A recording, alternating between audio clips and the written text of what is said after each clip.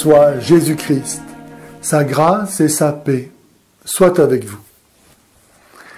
À la différence du christianisme qui tire ses motifs de crédibilité aussi bien de l'attente juive de la venue du Messie que de la sainteté incomparable de la vie et de l'enseignement de Jésus, de l'affirmation de sa divinité, cause de sa mort, de ses miracles, hier et aujourd'hui, de ses prophéties, de sa présence ressuscitée au milieu de ses disciples, de la venue de l'Esprit Saint, du témoignage que lui rend la raison, de la fécondité de l'Évangile qui a révolutionné en profondeur et définitivement orienté le monde, l'islam n'a pas d'autre gage de crédibilité à offrir que la supposée inimitabilité du Coran.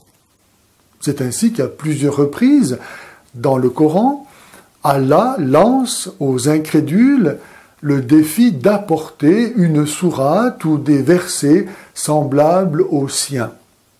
Et de l'impossibilité présumée de relever son défi, Allah en déduit la preuve de l'origine divine du Coran et par voie de conséquence de celle de l'islam. Par exemple, à la sourate 17 et au verset 88, nous lisons « Si les hommes et les djinns se concertaient pour produire quelque chose de semblable à ce Coran, ils ne sauraient y parvenir, même s'ils se prêtaient mutuellement assistance. » Les djinns étant ces créatures mi-anges, mi-hommes propres à la mythologie musulmane. Or voici que la sourate 72, qui porte précisément le titre « Les djinns », fait parler des djinns. Se pose alors la question, qui parle dans la sourate 72, Allah ou les djinns? La sourate 72 est-elle la parole des djinns ou celle d'Allah?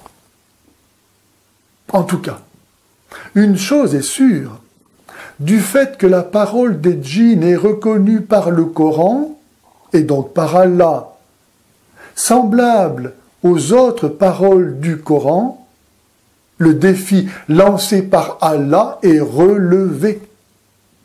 Et Allah est convaincu de mensonge par sa propre parole. Puisqu'Allah lui-même prouve que les djinns sont capables de produire un texte semblable à celui de son Coran, il est donc clair que le Coran ne vient pas de Dieu, ni donc l'islam. Que reste-t-il alors aux musulmans à faire, sinon à rejeter les calomnies et la haine de la foi chrétienne que le diable, qui est menteur et père du mensonge, n'a pas cessé par l'islam de leur inoculer pour à sa suite les damner? Que peuvent-ils faire de mieux que d'accueillir désormais et enfin, par le baptême, le pardon de leurs péchés et la vie éternelle que Dieu nous a donnée dans la mort et la résurrection de Jésus, le Messie? Que celui qui a des oreilles pour entendre, qu'il entende. Si les gens savaient qu'ils vont en enfer, ils donneraient leur vie au Christ.